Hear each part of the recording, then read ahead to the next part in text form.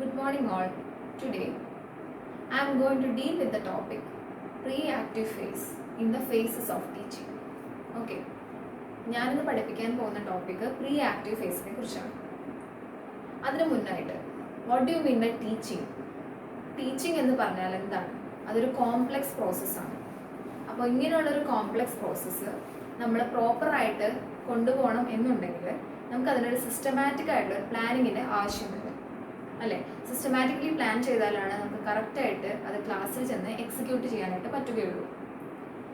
In such a way that it should be in an understandable manner, അല്ലേ? ഇങ്ങനെയുള്ളൊരു teaching എന്നുള്ളൊരു process കുട്ടികൾക്ക് മനസ്സിലാകുന്ന രീതിയിൽ വേണം നമ്മൾ കൊണ്ടുപോകാനായിട്ട്.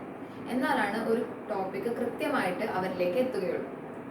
അപ്പോൾ നമ്മൾക്കിതിന് ഒരു സിസ്റ്റമാറ്റിക് ആയിട്ടുള്ള പ്ലാനിങ് ആവശ്യമാണ്.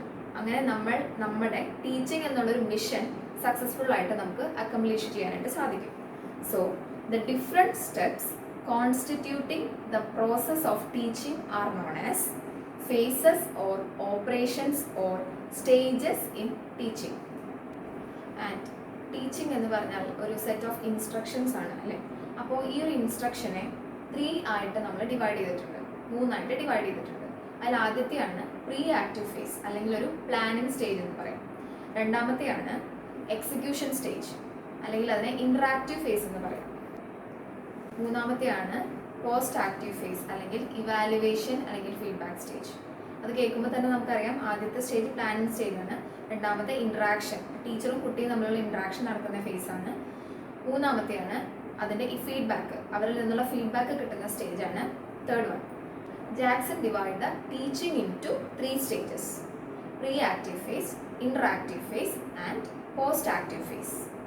So in this phase, it includes all the activities which teacher performs before he introduces a lesson into the classroom. അപ്പോൾ ഒരു പ്രിപ്പറേറ്ററി ഫേസ് ആണെന്ന് പറഞ്ഞത്, പ്ലാൻ ചെയ്യുന്ന ഫേസ് ആണെന്ന് പറഞ്ഞത്. അപ്പോൾ ഇത് ടീച്ചേഴ്സ് അവരവർ തന്നെ ഇരുന്ന് ഒന്ന് കുറച്ച് ആക്ടിവിറ്റീസ് ഒക്കെ പെർഫോം ചെയ്ത് ഒരു ലെസൺ ക്ലാസ്സിലേക്ക് ഇൻട്രൊഡ്യൂസ് ചെയ്യുന്നതിന് മുമ്പ് ചെയ്യുന്ന ഒരു ഫേസാണ്. ഈ ഒരു ഫേസിൽ ടീച്ചർ എന്തിനു വേണ്ടിയിട്ടാണ്?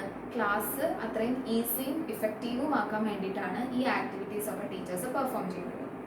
ഈ ഒരു ഫേസിൽ teacher will ask questions like, teacher സ്വയം ചിന്തിക്കും, why I have to teach, what I have to teach and how I have to teach. So in the stage the teacher plans the lesson, how to introduce the lesson, how to motivate the learners, which methods and techniques should be taken into consideration, and also different audio-visual materials are to taken into consideration. Okay, അപ്പോൾ ഇത്രയും സംഭവങ്ങളാണ് ഈ ഒരു സ്റ്റേജിൽ നടക്കുന്നത്. ആദ്യം plan ചെയ്യും, പിന്നെ എങ്ങനെയാണ് അത് ക്ലാസ്സിലേക്ക് ഇൻട്രൊഡ്യൂസ് ചെയ്യേണ്ടതെന്ന് ആലോചിക്കും, പിന്നെ എങ്ങനെയാണ് അങ്ങനെ പഠിപ്പിക്കുമ്പോൾ കുട്ടികൾക്ക് അത് എങ്ങനെയാണ് മോട്ടിവേറ്റഡ് ആവണേ എന്ന് ആലോചിക്കും, പിന്നെ ആ ക്ലാസ് എടുക്കുന്ന സമയത്ത് എന്തൊക്കെ മെത്തേഡ്സും സ്ട്രാറ്റജീസും കൊണ്ടുവരാം എന്ന് ആലോചിക്കും.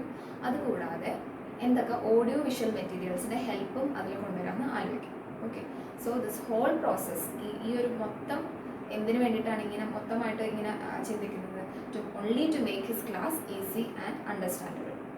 So the following activities are involved in this stage, that are formulation of the objectives, decision making about the subject content, sequencing of the content for presentation, decision about the strategies of teaching, distribution of teaching strategies. അപ്പോൾ ഇതിൽ ആദ്യത്തെയാണ് formulation of the objectives. എന്താണ് objectives? So teacher determines the teaching objectives. Okay, so this has to be in the result of change in the behaviour of the students. അപ്പോൾ ടീച്ചറുടെ objectives എന്താണെന്ന് വെച്ചാൽ കുട്ടികളിൽ change വരണം, അവരുടെ ബിഹേവിയറിൽ എന്തെങ്കിലുമൊക്കെ വ്യത്യാസങ്ങൾ വേണം. അതായത് ടീച്ചർ വന്ന് ക്ലാസ് എടുത്ത് കഴിയുമ്പോൾ കുട്ടികളുടെ റെസ്പോൺസ്, അതായത് അവർ ആൻസർ പറയുക. ഒരു ടീച്ചർ ഒരു ക്ലാസ് അല്ലെങ്കിൽ ഒരു ടോപ്പിക് എടുത്തതിന് ശേഷം അതിനെ റിലേറ്റ് ചെയ്ത് എന്തെങ്കിലും ചോദിക്കുകയാണെങ്കിൽ കുട്ടികളുടെ റെസ്പോൺസ് കിട്ടുക. അതുപോലെ കുട്ടികൾ ക്ലാസ് എടുക്കുന്ന സമയത്ത് ടീച്ചറുടെ അടുത്ത് കോൺസെൻട്രേറ്റഡ് ആയിട്ടിരിക്കുക, ഈ ടീച്ചറിനെ മാത്രം ശ്രദ്ധിച്ച് ചുറ്റുമൊന്നും ഇതൊന്നും അനാവശ്യമായിട്ടുള്ള കെയർലെസ് ആയിട്ടുള്ള കാര്യങ്ങളൊന്നും ചെയ്യാതെ ടീച്ചറെ കോൺസെൻട്രേറ്റ് ചെയ്തിരിക്കുക. അതുപോലെ ടീച്ചർ പറയുന്ന കാര്യങ്ങൾക്ക് നോഡ് ചെയ്യുക. ഇതൊക്കെയാണ് ടീച്ചർ ആഗ്രഹിക്കുന്ന behavioural changes from students. So basically teacher divides the objectives into 2 types. Which are this 2 types? ആദ്യത്തെയാണ് എൻറ്ററിങ് ബിഹേവിയർ, രണ്ടാമത്തെയാണ് terminal behaviour of the students. അപ്പോൾ എൻറ്ററിങ് ബിഹേവിയർ എന്ന് വെച്ചാൽ കുട്ടികൾ ക്ലാസ്സിൽ വരുമ്പോൾ അവർക്കൊരു ബേസിക് നോളജ് ഉണ്ടാവും. അപ്പോൾ ഉള്ള കുട്ടികളുടെ ഒരു ആറ്റിറ്റ്യൂഡും അതിനുശേഷം ക്ലാസ് കേട്ടതിന് ശേഷം അവർക്ക് പുതിയ നോളജ് കിട്ടിക്കഴിയുമ്പോൾ കുട്ടികളുടെ ബിഹേവിയറൽ ചേഞ്ചിനെയാണ് entering behaviour and terminal behaviour എന്ന് പറയുന്നത്.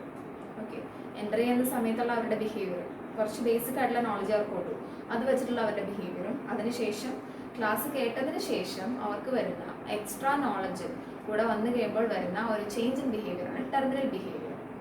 അപ്പോൾ ഈ ഒരു ഫോർമുലേഷൻ ഓഫ് ദ ഒബ്ജക്റ്റീവ് കൊണ്ട് ഉദ്ദേശിക്കുന്നത് ടീച്ചർ പഠിപ്പിക്കുന്നത് കൊണ്ട് കുട്ടികളിലുള്ള ബിഹേവിയറൽ ചേഞ്ച് ആണ്. Okay, so teacher brings our teaching objectives in order to achieve the behavioral changes in the students in the form of change from the entering behavior of the students to the terminal behavior of the students. Okay. അപ്പോൾ അടുത്ത activity ആണ് decision making about the subject content.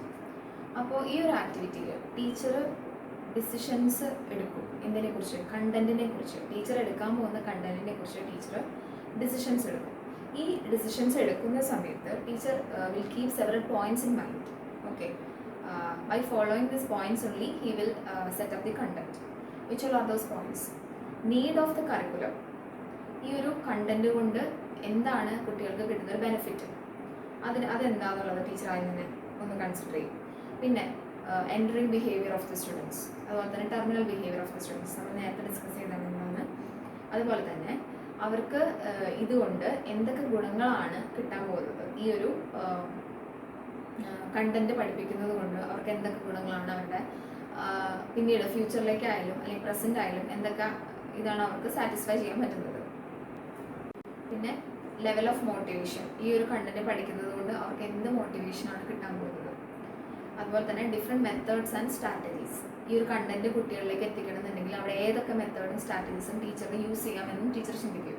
അപ്പോൾ ഇത്രയും കാര്യങ്ങളാണ് ഈ ഒരു decision making about the content വരുന്നത്. ഇത്രയും പോയിന്റ്സ് കൺസിഡർ ചെയ്തിട്ടാണ് ടീച്ചർ ഒരു കണ്ടന്റ് ക്ലാസ്സിലേക്ക് എത്തിക്കാനുള്ള ഒരു ഇതിലേക്ക് വരുന്നത്. അടുത്ത ഒരു ലെവലാണ് അല്ലെങ്കിൽ അടുത്തൊരു ആക്ടിവിറ്റിയാണ് sequencing of the content for presentation. Sequencing of the content എന്ന് വെച്ചാൽ നമ്മൾ ആദ്യം പറഞ്ഞു കണ്ടന്റ് എന്താണ് കൊടുക്കേണ്ടത് എന്നുള്ളത് തീരുമാനിക്കുമെന്ന് ടീച്ചർ അങ്ങനെ ഡിസൈഡ് ചെയ്തെന്ന് പറഞ്ഞു, keeping several points in mind.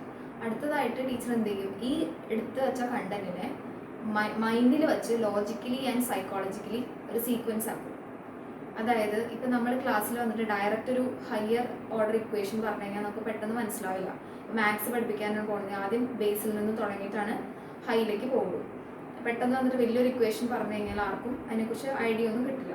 അപ്പം അതുപോലെ ആദ്യം തന്നെ അതിനെ എങ്ങനെ കൊണ്ടുപോകണം എന്നുള്ളത് ടീച്ചർ മനസ്സിൽ അറേഞ്ച് ചെയ്യും. ലോജിക്കലായിട്ടും സൈക്കോളജിക്കലായിട്ടും ഒരു സീക്വൻസ് ആയിട്ട് അറേഞ്ച് ചെയ്യും. ഫസ്റ്റ് എന്ത് വേണം ക്ലാസ്സിലൊന്ന് പറയാനായിട്ടുള്ളത്. ഇനി ഇങ്ങനെ ഒരു അറേഞ്ച് ചെയ്ത് നമ്മൾ ക്ലാസ്സിൽ വന്ന് കൊടുത്തു കഴിയുമ്പോൾ ഈ ഒരു സംഭവം കുട്ടികൾക്ക് വേറെ എവിടെയെങ്കിലും യൂസ് ചെയ്യാൻ പറ്റണം. അതായത് ഇപ്പോൾ നമ്മൾ കുറച്ച് എന്തെങ്കിലും ഒരു കാര്യം പഠിച്ചാൽ അത് വേറെ അവർക്ക് അവരുടെ ലൈഫിലോ അല്ലെങ്കിൽ വേറെ ഏതെങ്കിലും സബ്ജക്റ്റിലോ അവർക്ക് അത് അപ്ലൈ ചെയ്യാൻ പറ്റണം. അപ്പോൾ ആ ഒരു രീതിയിലാണ് ഈ ഒരു സംഭവം പ്ലാൻ ചെയ്തത്. ഫോർ എക്സാമ്പിൾ പറയുകയാണെങ്കിൽ ഇപ്പോൾ മാത്തമാറ്റിക്സ് പഠിപ്പിച്ചാലുള്ള ഗുണം എന്താണ്, ഫിസിക്സിലെ പ്രോബ്ലംസ് അവർക്ക് ഈസി ആയിട്ട് സോൾവ് ചെയ്യാനായിട്ട് സാധിക്കും അല്ലേ. അപ്പോൾ അങ്ങനെയാണ് നമ്മൾ ഈ ഒരു ഇത് പ്ലാൻ ചെയ്യുന്നത്. അടുത്ത ആക്ടിവിറ്റിയാണ് decision about strategies of teaching. Okay, strategies എന്ന് പറയുമ്പോൾ നമുക്കറിയാം പല സ്ട്രാറ്റജീസ് ആൻഡ് മെത്തേഡ്സ് ഉണ്ട് പഠിപ്പിക്കാനായിട്ട്. സോ ടീച്ചർ ഇതെപ്പോഴും ഡിസൈഡ് ചെയ്യേണ്ടത് ടീച്ചറുടെ ക്ലാസ്സിലെ കുട്ടികളുടെ ലെവൽ അനുസരിച്ചിട്ട് വേണം. ലെവൽ ഓഫ് സ്റ്റുഡൻസ് പല കപ്പാസിറ്റിയുള്ള കുട്ടികളുണ്ടാവും, അല്ലെങ്കിൽ ഡിഫറെൻറ്റ് ലെവൽസ്. ഇപ്പോൾ ചെറിയ ക്ലാസ്സിലെ കുട്ടികളെയും വലിയ ക്ലാസ്സിലെ കുട്ടികളെയും പഠിപ്പിക്കുന്ന ഒരു ഡിഫറൻസ്. അപ്പോൾ ഇതിനൊക്കെ ബേസ് ചെയ്തിട്ട് വേണം ടീച്ചർ അവിടെ സ്ട്രാറ്റജീസ് ചൂസ് ചെയ്യാനായിട്ട്. അപ്പോൾ അപ്രോപ്രിയേറ്റ് ആയിട്ടുള്ള സ്ട്രാറ്റജീസ് ചൂസ് ചെയ്താൽ മാത്രമാണ് കുട്ടികളുടെ ബ്രെയിനിലേക്ക് അത് കൂടുതൽ റീച്ച് ചെയ്യുള്ളൂ. പിന്നെ ചില കണ്ടന്റ്സ് കൂടുതൽ ഇമ്പോർട്ടൻസ് ഉള്ള കണ്ടന്റുകൾ ഉണ്ടാവും, അല്ലെങ്കിൽ ഇമ്പോർട്ടൻ്റ് ആയിട്ടുള്ള ചില ടോപ്പിക്കുകൾ, അല്ലെങ്കിൽ അവർ ആദ്യമായിട്ട് കേൾക്കുന്ന കൺസെപ്റ്റുകൾ ഉണ്ടാവും. ഇങ്ങനെയുള്ള കാര്യങ്ങളൊക്കെ നമ്മൾ പഠിപ്പിക്കുമ്പോൾ അതിനനുസരിച്ചിട്ടുള്ള സ്ട്രാറ്റജീസ് വേണം യൂസ് ചെയ്യാനായിട്ട്. ഡിഫറെൻറ്റ് സ്ട്രാറ്റജീസ് ഉണ്ട്, ലൈക്ക് ഓഡിയോ മെത്തേഡ്സ് ഉണ്ട്, വിഷ്വൽസ് ഉണ്ട്, അതുപോലെ തന്നെ ഗ്രാഫിക്സ് ഉണ്ട്, പോസ്റ്റേഴ്സ് യൂസ് ചെയ്ത് പഠിപ്പിക്കാം. ദെൻ കോമൺ മെത്തേഡായ ലെക്ചർ മെത്തേഡ്, അങ്ങനെ ഡിഫറെൻ്റ് ആയിട്ടുള്ള സ്ട്രാറ്റജീസ് ഉണ്ട്. സോ അപ്രോപ്രിയേറ്റ് ആയിട്ടുള്ള സ്ട്രാറ്റജീസ് നമുക്ക് മുന്നിലുള്ള കുട്ടികളുടെ ലെവൽ അനുസരിച്ചിട്ട് വേണം നമ്മൾ ചൂസ് ചെയ്യാനായിട്ട്. സോ ലാസ്റ്റ് ആയിട്ട് വരുന്ന ആക്ടിവിറ്റിയാണ് distribution of the teaching strategies. So teacher has already decided about the different strategies and methods that he can make use of, but this is not sufficient. Why? Because he should also decide when and how he should make use of these strategies. അപ്പോൾ class എടുക്കുന്ന സമയത്ത് എപ്പോഴൊക്കെയാണ് strategies കൊണ്ടുവരേണ്ടതെന്നുള്ളതും ടീച്ചറിന് ഒരു idea ഉണ്ടാവും. അതായത് ചില കാര്യങ്ങൾ പറയുമ്പോൾ ഇന്നത് കൊണ്ടുവരണം, അങ്ങനെ ഒരു ഐഡിയ വേണം. ഫോർ എക്സാമ്പിൾ പറയുകയാണെങ്കിൽ ഇപ്പോൾ ടീച്ചർ ഫങ്ഷൻസ് ഓഫ് ഹാർട്ടിനെ കുറിച്ചാണ് പഠിപ്പിക്കുന്നത്. ഫങ്ഷൻസ് ഓഫ് ഹാർട്ട് പഠിപ്പിക്കുന്നുണ്ടെങ്കിൽ ആദ്യം ടീച്ചർ എപ്പോൾ വേണം ഹാർട്ടിൻ്റെ മോഡൽ കാണിക്കുന്നത്? ഹാർട്ടിൻ്റെ മോഡൽ വേണം ആദ്യം കാണിക്കാനായിട്ട്. അതിനുശേഷം ടീച്ചർ എന്ത് ചെയ്യണം? ഹാർട്ടിൻ്റെ പാർട്സ് എന്തൊക്കെയാണെന്ന് പറഞ്ഞു കൊടുക്കണം. എന്നിട്ട് വേണം ഫങ്ഷൻസ് പെർഫോംഡ് പറയാനായിട്ട്. ഓക്കെ, അപ്പോൾ ഇത് ഓരോന്നിനും ഓരോ സ്ട്രാറ്റജീസ് ആണ് നമ്മൾ യൂസ് ചെയ്യുന്നത് അല്ലേ? അപ്പോൾ ആദ്യം മോഡൽ കാണിക്കണം. അപ്പോൾ അതൊരു വിഷ്വൽ ആയിട്ടുള്ള കാര്യമാണ് മോഡൽ കൊണ്ടത്. അങ്ങനെ ഓരോന്നിനും ഏതൊക്കെ സ്ട്രാറ്റജീസ് ആണോ അപ്രോപ്രിയേറ്റ് ആയിട്ട് യൂസ് ചെയ്യേണ്ടത് അതിനനുസരിച്ച് വേണം ടീച്ചർ അതിനെ ഡിസ്ട്രിബ്യൂട്ട് ചെയ്യാനായിട്ട്. സോ അപ്പോൾ നമ്മൾ ഇപ്പോൾ കംപ്ലീറ്റ് ആയിട്ടുള്ള പ്രീ ആക്റ്റീവ് ഫേസ് എന്നാണ് പഠിച്ചു കഴിഞ്ഞു അല്ലേ? സോ പ്രീ ആക്റ്റീവ് ഫേസ് എന്ന് പറഞ്ഞാൽ നമ്മുടെ ഒരു പ്ലാനിങ് സ്റ്റേജാന്ന് പറഞ്ഞു. ഈ പ്ലാനിങ് സ്റ്റേജ് എന്തിനു വേണ്ടിയിട്ടാണ്? കാരണം ടീച്ചിങ് ഒരു കോംപ്ലക്സ് ആയിട്ടുള്ള ടാസ്ക് ആണ്. അതിനെ സിംപ്ലിഫൈ ചെയ്യാനായിട്ടാണ് നമ്മളതിനെ സിസ്റ്റമാറ്റിക് ഡിസൈൻ കൊണ്ടുവന്നത്. ഈ സിസ്റ്റമാറ്റിക് ഡിസൈനിൽ വരുന്ന സ്റ്റെപ്പുകളാണ് ഈ ഓരോ ഫേസുകളും. ഓക്കെ, അപ്പോൾ അതിൽ നമ്മൾ പഠിച്ചത് ഫസ്റ്റ് ഫേസ് ആയ പ്രീ ആക്റ്റീവ് ഫേസ് ആണ്. അപ്പോൾ ഈ ഒരു പ്രീ ആക്റ്റീവ് ഫേസിനെ കുറിച്ച് നിങ്ങൾക്ക് എല്ലാവർക്കും അത്യാവശ്യം കറക്റ്റായിട്ടുള്ള നോളജ് കിട്ടി എന്ന് വിചാരിക്കുന്നു. അപ്പോൾ ഈ ഒരു ഫേസിൽ നമ്മൾ ഒരുപാട് ആക്ടിവിറ്റീസ് കണ്ടു. ആദ്യമായിട്ട് നമ്മൾ കണ്ടത് എന്തായിരുന്നു? ഒരു ഒബ്ജക്റ്റീവ്സ് ഫോർമുലേറ്റ് ചെയ്തു. അതിനുശേഷം നമ്മൾ കണ്ടന്റിനെ കുറിച്ച് ഡിസൈഡ് ചെയ്തു. ഈ ഒരു കണ്ടന്റിനെ കുറിച്ച് ഡിസൈഡ് ചെയ്ത് കഴിഞ്ഞപ്പോൾ നമ്മൾ അതിൽ ആ ഒരു കണ്ടന്റ് നമ്മൾ എങ്ങനെ സീക്വൻഷ്യലി ആൻഡ് ലോജിക്കലി അറേഞ്ച് ചെയ്തു. അതിനുശേഷം നമ്മൾ ഈ ഒരു കണ്ടന്റ് പ്രസന്റ് ചെയ്യാനായിട്ടുള്ള സ്ട്രാറ്റജീസ് എന്തൊക്കെയാണെന്ന് കണ്ടുപിടിച്ചു. ഈ സ്ട്രാറ്റജീസ് എങ്ങനെയാണ് അടുത്തതായിട്ട് ഡിസ്ട്രിബ്യൂട്ട് ചെയ്യേണ്ടതെന്ന് നമ്മളിതിൽ കണ്ടു. So this is all about pre-active phase of teaching. I hope all of you are clear about this topic. Thank you.